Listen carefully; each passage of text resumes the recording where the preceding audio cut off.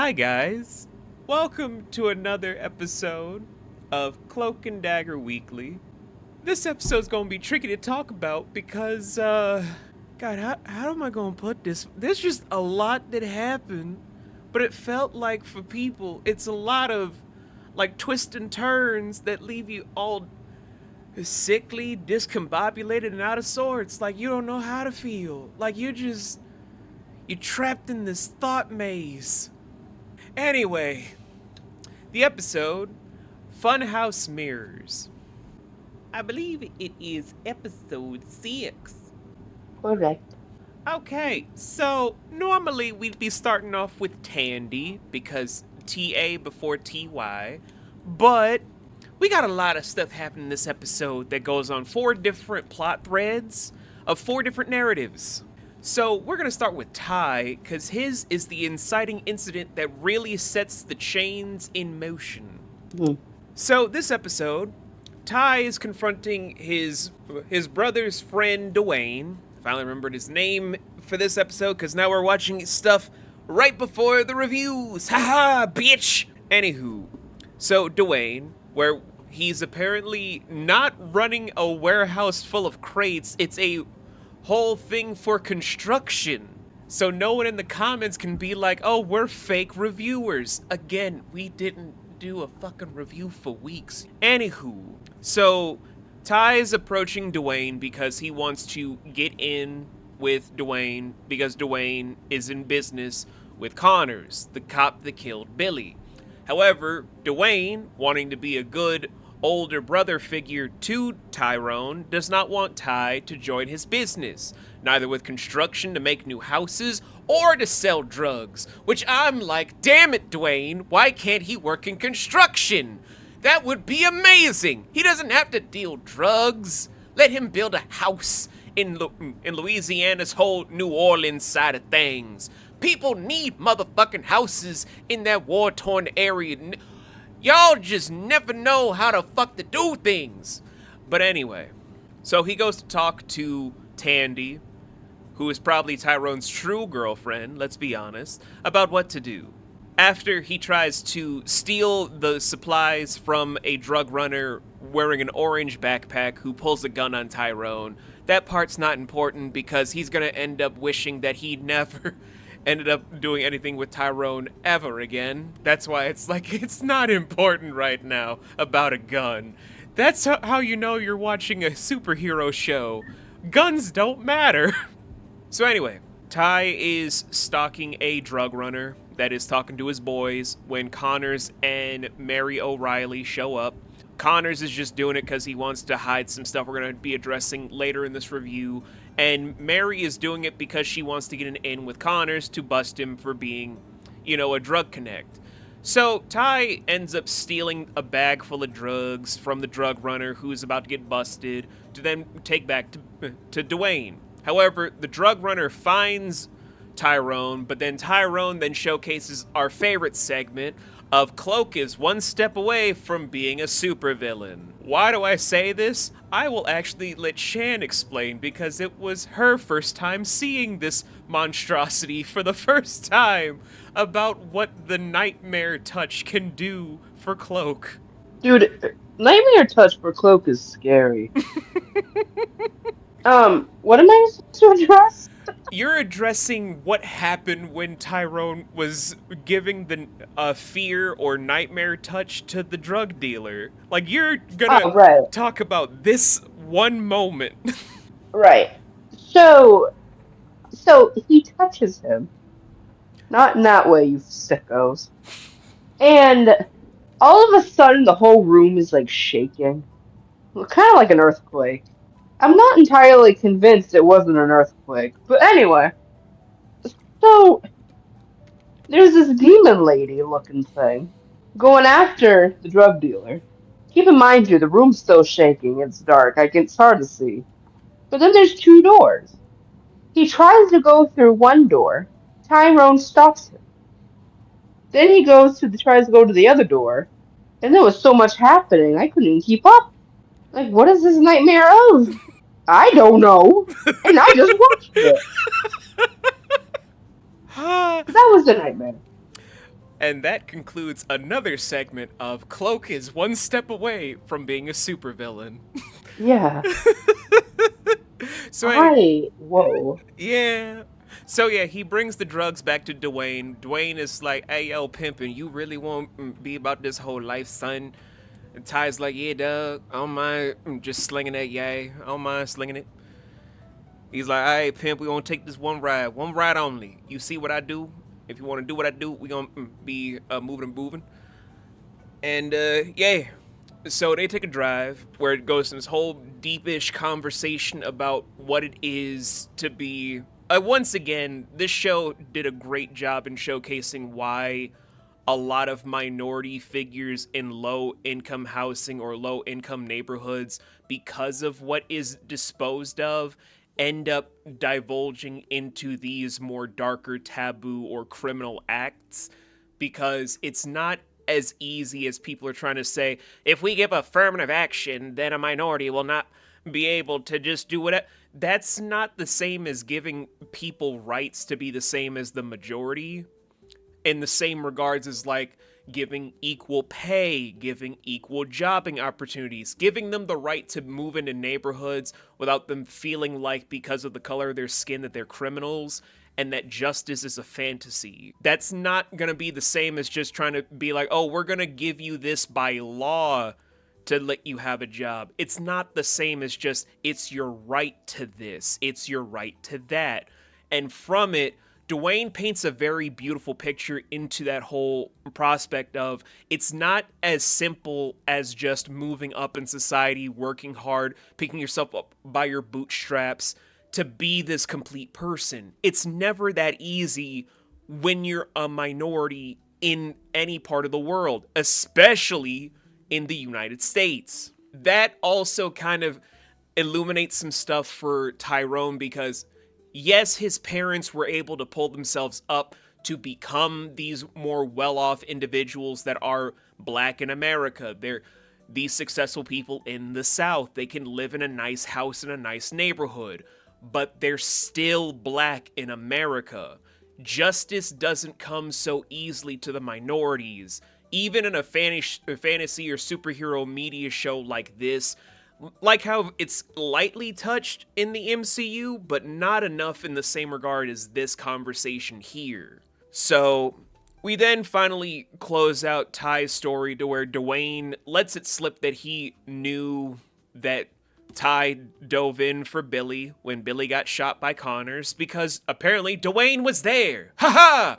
And, yeah, so Ty's trying to give him the riot act where, in some aspects, Ty has a point about how Dwayne is killing Billy every day when he's not coming to justice, but it's also written to be, you're not sure who to really side with in this conversation, because Dwayne doesn't have the same out that Ty does. So Ty's statement comes from people that know how to play the game to be with the white people of society. No offense, Shan. And so Not taken. it's kind of like you can understand both sides to where it's not preachy to you about who's right and who's wrong, because Dwayne does have a point in what he wants to do, but he also is in the wrong in how he's approaching things. So it's that weird ideology battle that's the most important thing.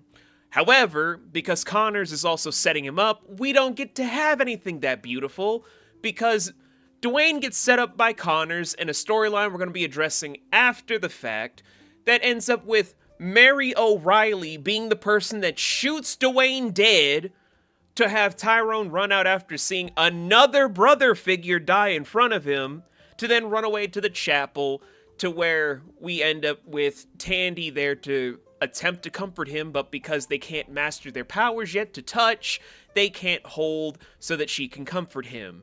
And then we just end his storyline there for what looks to be a two-parter event, as we now go to the Tandy narrative. Okay, so Tandy,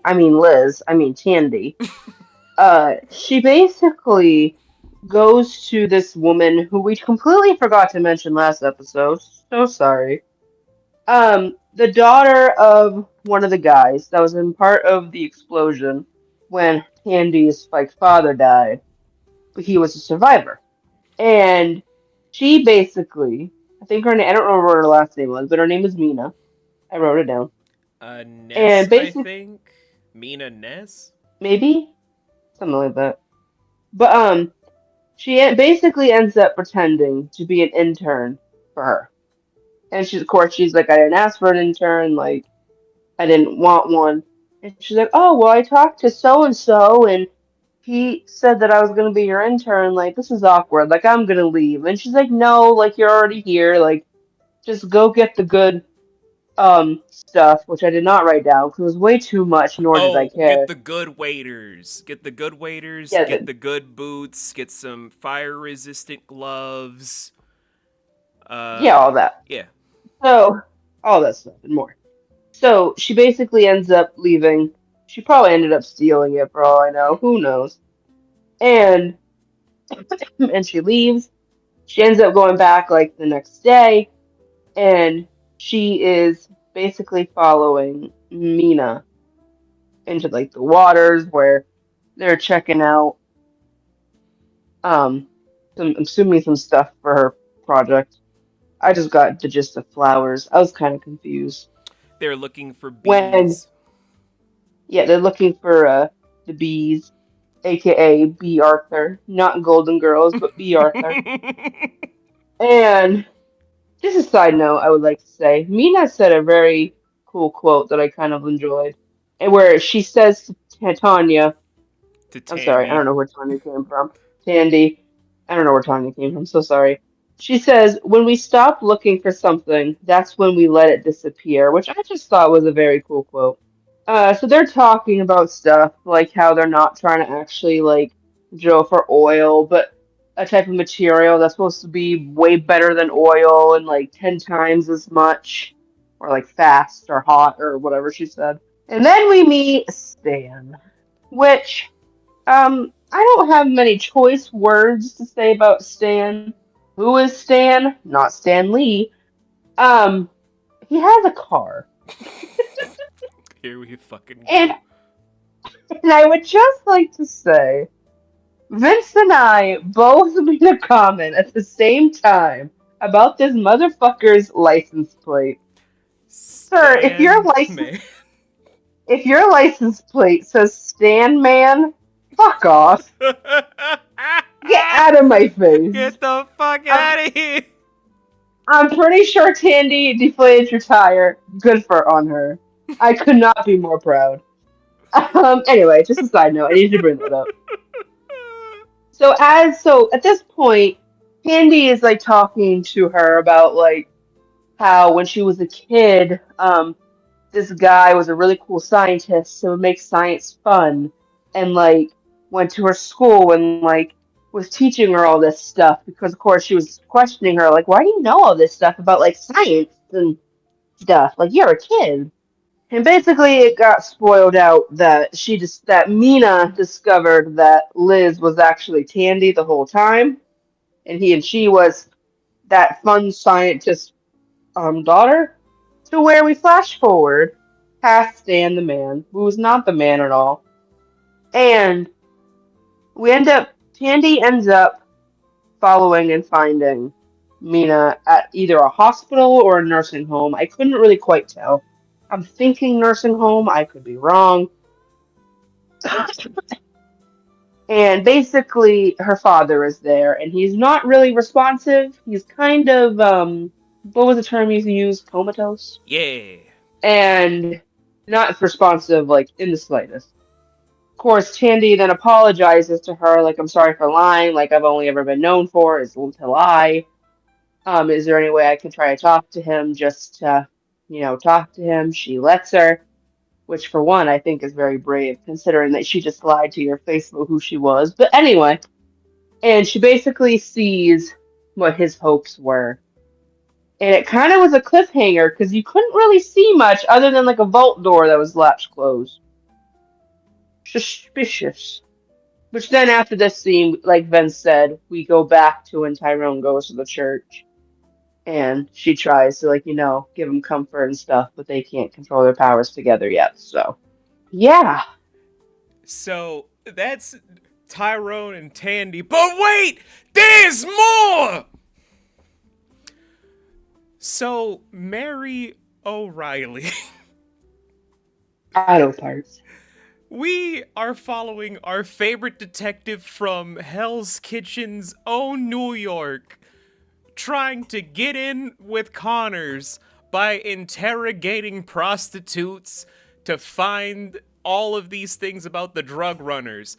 But not before basically starting off the episode with someone taking back shots in a bed. That's the second episode we have to talk about that. So, not to mention, it low-key looked like it was Tyrone and Tandy, and we're like, whoa. But no, And it wasn't. it was Dwayne and some blonde bimbo. That's just the crazy thing. We're like, whoa, this is going way too extreme. So yes, Mary is trying to still play act as this drug-addicted cop to get in with Connors, but then her bang buddy, another cop, is like, Mary, I don't think you should be playing with fire like this, boo-boo. And she'd like, listen here, Mr. Dick on Wheels, I don't need your fucking approval. I'm gonna do what I want, cause I got titties and ovaries. Therefore, I know what I needs to do as a cop. I fucks with Misty Knight. I know how this shit works as a cop. I don't need you to tell me nothing. And basically, she's starting to slowly see that Connors may or may not be as seedy as people have said, if not worse, but she's not able to prove it because he's able to cover his tracks so well. I say with as little seriousness as possible because it's easy to detect he's lying. Anywho, we are still following suit on all of these things as she's meeting with the drug runner that runs off that goes into Ty's storyline, but she only sees that Connors is talking to the runner, but not close enough to hear that he was trying to set up a meeting with Dwayne, because she was busy trying to look for the bag that Tyrone took in his own storyline. So she misses when he's covertly trying to say, I want to set up a meeting with your boss, and all that sort of stuff that would have been very incriminating to have on a recording, but okay. As Connors is getting suspicious and wants to set up a whole thing using Dwayne as a scapegoat to kill Mary so they can stay in business. Or is it a double cross to kill Dwayne to do more drugs while still working in Vice to make sure that he keeps his hands clean by taking over the organization to have the drug runners work for him? You don't know until it's Tyrone's story arc intertwining with Mary's. That's basically the full-blown plan of using Dwayne as a scapegoat to make Mary shoot him so that she looks like the racist cop that shot a black man, because that's how we do things in the show, apparently. Just the cop shoots an innocent black person at least once or twice a year, apparently. And then Mary's like, what the fuck did I even do? What was the point of this? Why did you make me shoot a black person? And then Connors is like, I'm gonna shoot a black kid. And now I'm like, okay, now it's kind of worse, now that we've left Black History Month, that a white ginger cop is trying to shoot a black teenager in broad daylight multiple times. God damn it. Motherfucking cop care. God damn it, show. I used you to escape real life problems, not be remembered that as a minority this could happen to me any day. But yeah, Connor sees Tyrone blip out a couple of times before he blips away, and we end that storyline there. But wait, I There's said more. there were 4 fucking narratives today, as we have the wraparound segment. Shan, talk about the wraparound. What was the introduction stuff to set the whole precedence about what this episode was? So basically, y'all know Tyrone's girlfriend, Tandy? best friend. No, Oh. I actually low-key don't remember her name. But anyway, the cheerleader there. Oh, so, as y'all remember from previous episodes, is it her grandmother that's the voodoo? I think grandma might be aunt. I don't remember. Relative. Anyway. Well, she's talking to Tyrone's girlfriend, doing a reading, if you will. First of all, I'm playing cards, which I'm still very confused on, but we're not going to get into that segment today. Um, because she suspects that something's coming, that something bad is about to happen. And Tyrone, somehow, some way, is a part of the issue. So she's doing this reading to his girlfriend. Of course, she keeps asking the questions. What does Tyrone have anything to do with this? And all I'm going to say is, at the very end of the episode, when we finish their introductions and them talking about the past, the present, and the future, that all she said was, someone's going to live. Or one has to live and the other one has to die. Which obviously is supposed to get you suspicious that is Tyrone going to be the one to die because, for one, that's her boyfriend. And this is how all this started in the first place. So there was that. So, yeah, this episode had so much to address with very little runtime to work with. Yes, I'm saying 42 minutes was not enough time to talk about everything. Let that sink in. Each episode is 42, 43 minutes long. This one episode needed over an hour to let everything sink in. Yeah. They can't keep getting away with this. But yeah, I fucking love this episode. There is so much to unpack in just the runtime alone that it just leaves your head spinning about how close are Tyrone and Tandy really getting to becoming Cloak and Dagger in this brand new adaptation. How close are they to nailing not only Connors but Roxxon, a universal enemy to not just Cloak and Dagger, but to a lot of New York-based Marvel characters like Spider-Man, Daredevil, and I think even other members of the Defenders, whether it's Danny Rand thanks to Rand Industries, or Luke Cage with how it affects Harlem. It's a very quasi-element of villainry that's a lot to unpack in a lot of different regards. But also the stuff involving the conversations with Dwayne, with Tyrone, the stuff with Mina trying to talk to Tandy as if they're old friends, even though it's built on a lie. The things with Mary wanting to help both Ty and Tandy, but not really understanding the severity of the situation. It's just built on a lot of beautiful things that, and I know people are probably getting sick of me saying this, but it really does showcase why shows not produced by Kevin Feige have more weight to them, why the characters can build more without Kevin's interference to water them down with dumb MCU isms. You can make them have jokes, but you gotta remember that they're characters to be made as people first. And it's not the same when Kevin's involved. But that's just me. Shan, this was your first time seeing this episode. What are your thoughts about Funhouse Mirrors? I thought this episode was very interesting. I am very intrigued to know more. I kind of hope, maybe for some godforsaken reason, maybe Mina will be actually willing to help. I doubt it because again, this is a Marvel show, but I just feel like there's a lot to unpack here, and I just hope it works out and we can figure out what the fuck is going on. That would be great. That would be great. Right. But as I kind of alluded to, this feels like a two-parter, and it kind of is without saying it is. Because the next episode, episode 7, Lotus Eaters, goes into what is truly in the mind of Mina's father that might actually explain what is the natural disaster coming in Cloak and Dagger. I'm not going to say what it is, because I want it to be a surprise. But what happens in it really sets the tone for the last 3 episodes of season 1. Is it a good thing? Is it a bad thing? We will see when the time is right. But when that time comes, we will also be sharing our thoughts with you guys.